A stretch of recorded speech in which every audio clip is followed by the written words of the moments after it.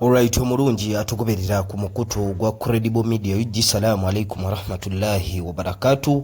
Ganja Fadige manya tubewaza okulike nti mutambula naffe nabo ekyo tubasaba okusubscribinga, okulikinga wamu n'okusharinga content waffe twongera ate okulike nti tambula ffenna wakati mu kuba torch mawulire agaba gatambula mu nyaffe Uganda.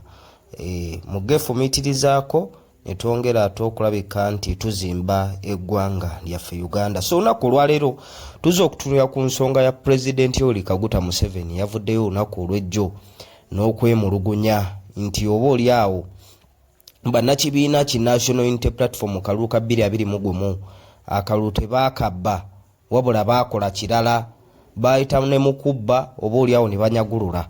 Ebigambo byabadde bya President Museveni we yabadde bali mu kusaba kw'omugenzi General Alonda Nyakairima. So President Museveni awo yafunidde oba oli awo akamansukira n'agamba nze kino kinnumidde ebbanga era siba kukyogera kibadde kintudde ku mutima nga kindi bubi naye kenfunye omukisa guno naddala nga ate tulina mu kusaba kankyabye oba oli awo bannayuganda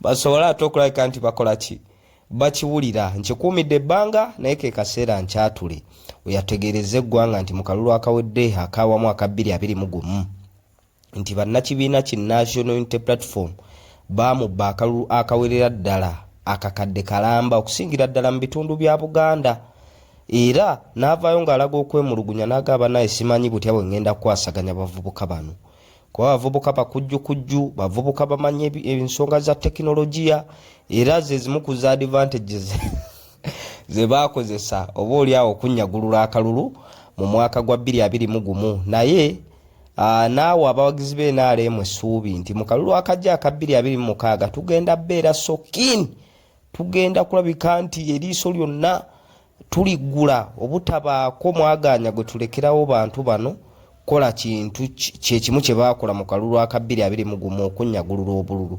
Bannange n'avaayo n'agamba nti obululu akakadde kamu bungi abantu okubutwala mu lukwesikwesi. Jjukira nti akalulu akawedde Oweekitiibwa Robert Kyagulanyi Ssentamu yafuna obukadde nga 3.5 mu kulonda okwo era ng'ekyo kyamutwala ku bitundu 3.5 okusinziira ku bululu bwe baamuwa aba Electoral Commission. Kati abantu kye bavaayo ne beebuuza kuba akalulu akawedde nga kaakaggwa bwe kati bannakibiina ki National Unity Platform baavaayo ne baddukira mu kkooti ne baga nti bannange batubbye akalulu era akalulu tekaabadde ka mazima na bwenkanya newankubadde nti emisango baagijjayo ne bagiteeka mu kkooti y'abantu. Yingira statement gye bawa nti ne bwe tunaatwala eyo kkooti za wano tuzimanyi oba oli awo ne bwe zikolera okusinziira ku statement z'abanuupu. Kaakati President Museveni y'omu agamba nti baamubba akalulu ate yakkiriza akakiiko k'ebyokulonda akamukulu Simon Byabakama bye baalangirira. So bwe kiba nti President Museveni baamubba akalulu ng'ate n'abanuupu baababba akalulu lwaki bonna tebaavaayo ne bacomplaining nti ddala kituufu akalulu tekaabadde ka mazima na bwenkanya era akalulu nga kaakaggwa complaini z'akalulu okubaamu emizogo bano twaziraba nga ziva ku side egi ya kibiina ki National Unity Platform era ne bagamba abantu bannayuganda beesalirewo nti tugututte mu kkooti y'abantu ffe ng'eno tuyinza obutafuna busobozi oba oli awo kugusala naye mu abantu abannonda eryo ddoboozi lya Robert Kyagulanyi Ssentamu Bobi Wine mu abo basalawo era ne bawithdrawing emisango egyo. Kaakati mu kaseera mpaawo kaaga President Museveni atalina kye yayogera mu mbeera ezifaananako bwe zityo emyaka gimaze kuyitawo ena bweddu n'avaayo n'agamba nti bannakibiina ki National Unity Platform banziba akalulu akawerera ddala akakadde kamu era n'obukakafu mbuyina. Obwo bukakafu bagamba lwaki teyabuleeta wali nga ne complaints zaaliwo ye lwaki yakkiriza akakiiko k'ebyokulonda omulangirira ng'ate kamulangiridde mu bumenyi bw'amateeka kuba wabanga waliwo obubbi bw'akalulu Electoral Commission nevaayo neerangirira nga ne gwe balangiridde akakasa nti akalulu kaabaddemu okubba ng'ate n'ababadde bamuvuganya kuba gwe balangirira ye yali afuga ng'ate n'ababadde bamuvuganya balaga nti akalulu kalimu tekali kamazima na bwenkanya kitegeeza bonna bandivuddeyo oba oli awo akalulu ne bakaddamu kuba emizogoba nagyokka egyali mu kalulu ako nga tetunatuuka ku lunaku lwa kugenda mu bubokisi oba oli awo kusuula bululu bintu bingi nnyo nga bwe tubijjukira tujjukira ekiwamba abantu ekyaliwo naddala ab'oludda olwali luvuganya ebiseera ebyo betuyita ba political prisoners as of now eri ababuzibwawo nga ne buli kati tebamanyiddwako mayitire naye ng'oba oli awo ab'ebitongole prime minister yavayo n'agamba abantu awo tubalina eriyo n'ab'ebitongole ebikuumaddembe abavayo ne bakonfaminga nti oba oli awo abantu tubalina naye ng'abantu ssaawa zino tebakubibwako kyamulubaale ba John Bosco Kibalama n'abalala so mu mbeera ezifaananako bwe zityo twatambulira mu kalulu ng'amasasi geesooza mu campaign trails ez'enjawulo jjukira nti ebiseera ebyo waaliwo embeera nti twali mu pandemic era ne bateekawo restrictions naye bannayuganda ab'enjawulo olw'okulaga omukwano baavangayo nga beeyiwa mu campaign zino emiggo gyavuga abantu baasibwa abakulembeze baakwatibwa ne kiviirako n'ekiyiwa musaayi kuba tujjukira owekitiibwa Robert Kyagulanyi Ssentamu bwe yali akwatibwa mu bitundu ebyeruuka olunaku lwe yakwatibwa twalaba ebyaddirira nti bannayuganda bonna beeyiwa ku nguudo okulaga obutali bumativu so wakati mu kulaga obutali bumativu amasasi geesooza each and everywhere era abantu abawerera ddala 50 plus baafiirwa obulamu bwabwe era poliisi nevayo nekonfaminga nti abaafudde bali 59 bwe mbaseerabidde 55 enamba bwetyo naye nga bannayuganda beemulugunya ne bagaa nti oba oli awo n'omuwendo gwasukkamukko so ebitongole ebyenjawulo ebirondoola akalulu ebyajja oba oli awo okulondoola akalulu k'e Kampala Uganda aka 2021 okulaba butya bwe katambula ddala kituufu ka mazima na bwenkanya akalulu olwaggwa bwe kati reports zaafuluma nti bannange akalulu kabaddemu emizogobano akalulu tekabadde ka mazima na bwenkanya bw'okatunulira in wide perspective kyokka ate n'abaali bavuganya ab'enjawulo akalulu bwe kaggwa ne bavayo ne complaints zezimu tibannange embeera mwe tubadde tuyita nga tukampeininga erabiddwako bantu baffe bali mu makomera ffe ng'abakulembeze batusibye enfunda eziwera batugunze emiggo zaako endowooza omujjukira n'abakulembeze abalala kaakati tutambulidde mu mbeera ezifaananako bwe zityo paka we tuwalirizza okutuuka ku lunaku yali January 14 we twakkira obubokisi okulonda abakulembeze baffe kaakati okulangirira ne balangirira ab'oludda oluvuganya ne batakkiriza na birangiriddwa wabula be balangiridde ne bavayo ne bagaa nti bannange ffe tetukirabye mu buzibu era ne batwala entebe y'eggwanga kaakati mwami Museveni mu kaseera kano avuddeyo n'ayabya ebyama n'agandize bannange akalulu ako tekaali ka mazima na bwenkanya nga newankubadde obuyinza nabukkiriza nze banziba akakadde kange kalamba ak'obululu nga newankubadde nti n'aba opposition baavaayo ne bagaa nti n'obukakafu tubuyina DR forms zaffe zonna tuziyina eziraga nti baatubba akalulu bo tebaabawuliriza era gwe baalangirira n'alayizibwa mu kulayizibwa oba omaze okukonfaminga nti nze bannange ebyava mu kulonda byonna sibiinaako taabu ebyava mu kulonda oba oli awo byonna bye biki bye bituufu kati abantu kyebeebuuza lwaki mwami Museveni yavaayo mu kaseera kano okulaga nti ebyali mu kulonda kwa 2021 tebyali bya mazima na bwenkanya mwalimu emizogobano tamanyi butya bwagenda ayita baana ba Nopu mu kalulu ka 2026 mbwira yeetaaga enneeteekateeka ey'enjawulo era akyabobbe bw'emitwe butya bwe bagenda okulayika nti bakwasaganya akalulu ka 2026 abaana bano butaddamu kukabbanga bwe baakikola kuba luli tebalina n'experience ke kalulu kaabwe akaali kasoose ne baba nga balina gatisi ezisobola okubba akakadde kalamba ak'obululu banaye gwe twogera kakadde ak'obululu si kintu kitono. President Museveni yawangula n'obukadde 5 oba n'ekitundu bwe buto ekitegeeza nti okubba akakadde kalamba ak'obululu oba byekyenkana region namba okitegeera zino region entonotono. So mu mbeera ezifaananako bwe zityo President Museveni alaze obutali bumativu era n'agamba tamanyi butya bwagenda kwasaganya kalulu ka 2026 naye mugumu nti ye ne ttiimu ye bajja kulayinga strategies zonna ezinakuuma akalulu kaabwe ne kaba safe. Ekyo kireese omwogezi w'ekibiina ki National Unity Platform Right Honorable Joel Ssenyonyi okuvaayo n'agamba nti ddala kituufu mwami Museveni bw'aba akakasa nti twamubba akalulu agende mu kkooti teyeenyigiriza ng'ate amateeka weegali agende mu kkooti twesangeyo buli omu aleeta obujulizi obulaga nti ono yabba naye ate ffe tujjukira bulungi nnyo nti entambi ze twakozesa gadgets ze twakozesa omuli kamera ziraga lwatu nti oba oli awo twalaba ne vidiyo ezatambulanga mu biseera ebyo ku social media zaalaga nga abasirikale ba poliisi batiikinga obululu. Kati ekibuuzo ekiriwo abasirikale ba poliisi abaalabibwako mu ntambi ezo baali batiikingira Robert Kyagulanyi Ssentamu n'abanumpu. Kiraga nti abapoliisi ab'enjawulo oba oli awo beekobaana ne bannakibiina ki National Unity Platform okubba akalulu ka mwami Museveni.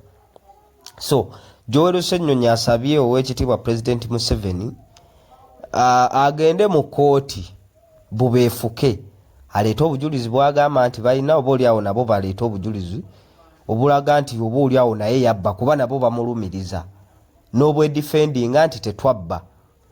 Kaakati awo kkooti ekole ki? Kkooti esalewo.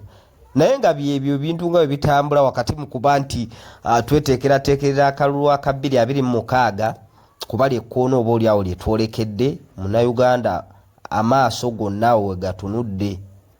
Akalulu kano what would be the results? Mbeera ki enaabaawo mu ggwanga? Bannayuganda akalulu bakeeteekereteekere batya? Bannayuganda abayayaanira enkyukakyuka balina kuleeta approach ki oba oli awo okuwangula mwami Museveni? Ye mwami Museveni yeeteeseteese etya okunyweza obuyinza bwe? Waffenna tumanyi mechanisms ez'enjawulo mwayita okunyweza obukulembeze bwe. Oba oli awo n'emizogobano gyonna gye twalaba mu kalulu ka 2021 waliwo kye bayita consolidation of power, okozesa kyonna ky'oyina. Kakati okusibwa kw'abaana abaasibwa naddala abawagizi ba Robert Kyagulanyi Ssentamu n'okutiisibwatiisibwa n'okutulugunyizibwa ne intimidations ezaateekebwa kuba bw'otunuulira okuttibwa kw'abantu mu kwekalakasa kwa Bobi Wine ng'akwatiddwa abantu abawerera ddala 50 n'omusobyo abakunukiriza 6 nga newankubadde abantu ab'enjawulo baga nti abantu baasukka nawo. That was an intimidation. Oba oli awo ku bannayuganda abandivuddeyo okulaga obutali bumativu mu mbeera bwe zito nti omusaayi gusobola okuyiika kwabo bonna ab'empampalika oba abaagala okuteekawo embeera ku gavumenti eri mu buyinza.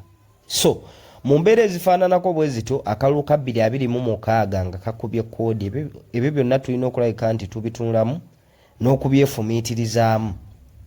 President Museveni tasobola vaayo kukola statement ng'oba oli awo talina kyateeseteese mabega waakyo. President Museveni buli wavaayo n'akola statement naddala nga tunaatera okulabika nti tukuba ekkoona ly'ebyobufuzi olwedde aba amaze okuggyayo empiki ng'atandise okuzizannya atandise okuzibala era eyo statement tetwalibwa nga mpewufu nti Oweekitiibwa Robert Kyagulanyi Ssentamu n'abanumpu banziba akalulu akawerera ddala akakadde kamu mu kalulu akaggwa aka 2026.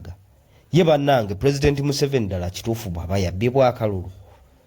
Lwaki omulamuzi Simon Byabakama yamulekera omulimu? Kuba bw'abange teyasobola kuteekawo supervision emala, kuteekawo bakalabalaba bamala nga yakulira akakiiko k'ebyokulonda okutaakiriza okubbibwa kw'obululu obuwerera ddala akakadde kamu kategeeza kyamaanyi nnyo kwoyo anaawangula oba kwoyo atawangule mu kalulu akawamu ak'eggwanga. Professor Simon Byabakama nga yeebakira ku mulimu ne babba akalulu akawerera ddala akakadde kalamba, yandibadde alekebwa mu ntebe. Kitegeeza nti Mwami Museveni eyeebakira ku mulimu n'abongoota ne bamubba akalulu akawerera ddala akakadde kalamba, ate yasalawo kumusiima kumwongera kisanja kusigala nga atambuza ekintu. Nga ne mu kalulu ke tugendamu aka 2026 tewali indicators zonna ziraga nti oba oli awo omulamuzi Simon Byabakama bagenda mujja mu ntebe eyo bateekemu omulala. President Museveni nga ye kennyini avuddeyo n'akakasa nti nze bannange gwe neerondera ne yeebakira ku mulimu ne banziba akalulu ka 2021 namwongera ekisanja era akyaliwo okutwaliriza ne mu kalulu ke tugendamu aka 2026 era abeere nga yakulira akakiiko k'ebyokulonda. Awo nno nawo waliwo ekibuuzo ekinene. Ensonga lwaki mbagambye nti President Museveni takola statement nga talina nsonga lwaki agikoze. Era bw'avaayo n'agamba nti bannanga akalulu kange aka 2021 bukyanga banziba, era nze sirabangako baana bajagujagu nababina banyaguluzi nga banoopu bwe kituuka mu kyobululu, aba ayina ensonga lwaki agikoze. So kakati awo ffenna we tulina okuteeka amaaso n'okwefumiitiriza naddala nga tugenda mu kalulu ka 2026. Naye era nga bwe mbategeezezza nti akulira oludda oluvuganya amannya ga Joel Ssenyonyi n'abatunuzi b'ensonga ab'enjawulo bavuddeyo ne bagamba nti President Museveni okusinga okukaaba ng'ate waliwo amateeka agayinza okumujuna, bano abanuupu abakube mu mbuga nga bwe bagambye nti alina obujulizi bulungi nnyo n'enziba gye bamubbamu akalulu, bavunaanibwe baveyo batunke n'emisango. Lwaki beenyigira mu bumenyi bw'amateeka obufaananako bwe butu? Ye bannange, omuntu yenna buli waalagajjalira mu kifo kyonna oba oli awo nga kyakutuusa buweereza eri bannayuganda ng'ate ekifo kyalimu kiri sensitive nnyo ng'ekyakakiiko k'ebyokulonda, kuba akakiiko k'ebyokulonda ako buli oba oli awo wekalangirira ebituufu kitwala eggwanga mu maaso. Bwe kakatanda ne kalangirira ebifu kandireetera eggwanga okugwa mu ntata. Kuba bwe twawo kituzaayo mu kalulu ka 8 President Museveni ke yeetabamu ne Mwami Obote, Paul Kawanga Ssemwogerere. President Museveni akakiiko k'ebyokulonda akaliwo ebiseera ebyo bwe kalangirira nti Obote yawangudde, ng'oba oli abo bannayuganda abaaliwo ebiseera ebyo akalulu baakawa Dr. Paul Kawanga Ssemwogerere owa DP. Kino kyanyiiza abannayuganda abamu nga President Museveni ne bagamba bannange bwe kabanga akakiiko k'ebyokulonda bwe kati bwe kasazeewo kalinamu kyekubiira, ffe tusazeewo kuteekinga ruutu ndala nga ey'okuyingira ensiko, era ne bakwata ebyokulwanyisa ne bakubagana ne gavumenti eyaliko Mukama Katonda n'abasaasira ne bavaayo ng'abawanguzi, era ne bakwata obuyinza bw'eggwanga okuviira ddala mu mwaka gwa 86 paka nakati President Museveni akyaliko. So akakiiko k'ebyokulonda abakakulirawo babanga basobola okwebakira ku mulimu obululu ne bubbibwa obuwerera ddala akakadde kamu. Lwaki tebaggyibwa mu woofiisi ezo ne baleeta oba oli awo President Museveni ye bagamba beyeesiga? Ne bwe kiba nti President Museveni ye asalawo kuba yapoyitinga oba yalonda atuula mu ntebe eyo, n'abanga saawa zino agaa nti akalulu kabbibwa, lwaki tavaayo n'agaa nti Simon Byabakama fuluma yaafiisi walagajjaliramu ne kindeetera n'obuzibu akalulu kange ne bakabba? Kakati ebyo byonna bibuuzo bannayuganda ab'enjawulo bye beebuuza. President Museveni ku complaints zino zaakola ki? Zagezaako ate okulabika nti akola. So awo tulina okulabika nti tutunula n'okwongera okudigestinga ensonga eno n'okugiyingira munda. So Joel Ssenyonyi avuddeyo n'agamba nti President Museveni genda mu kooti, n'abantu ab'enjawulo bavugenda mu kooti bw'aba nga bakubba akalulu.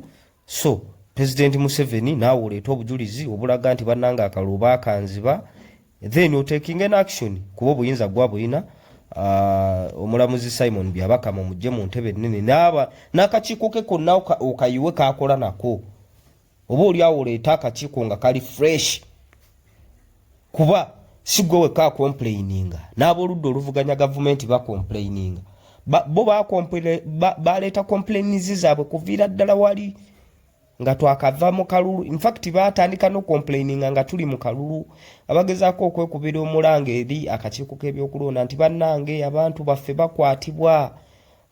Omulamuzi Byabakama gwakuli akakiiko k'ebyokulonda vaayo yogere, vaayo reacting. Bannange abantu baffe babuzibwawo, bannange abantu baffe batulugunyizibwa, bannange abakulembeze baffe bakwatibwa bubiva. Omulamuzi Byabakama talina kye yayogera mu complaints ezo era n'akalulu lwaggwa 2021 abantu bano ne bagamba nti bannange nedda tunyigirizibwa akalulu kaffe kabbibwa newankubadde nti ne kkooti ezitwala tetuzeesiga naye nga tulina obukakafu obulaga nti bannange akalulu kaffe kabbibwa. Kati ekirungi nti mwami Museveni avuddeyo okulayika nti abeegattako okwongera okulaga obutali bumativu mu mbeera ezifaananako bwe zityo nti akalulu ka 2021 tekaali ka bwenkanya. So abantu kye basaba President Museveni ye kennyini kwe kusooka okureactinga oba oliawo omulamuzi Simon Byabakama agobewe ku mulimu ne banne bonna bakola nabo olw'okwebaka ate baleme balekera buyinza nga bo kennyini obuyinza bwe baabawa obwa 2021 bwabalemerera. Akaluko omukulu mwami Museveni ne kabbibwa mu numbers ennene bwe ziti ez'akakadde akalamba. So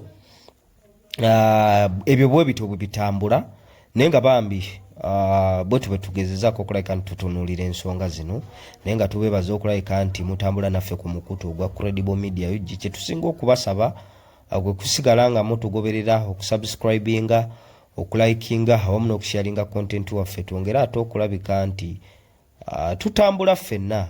Ganja Fad ge mannya, Credible Media UG gwe mukutu. Salaamu alaikum wa rahmatullahi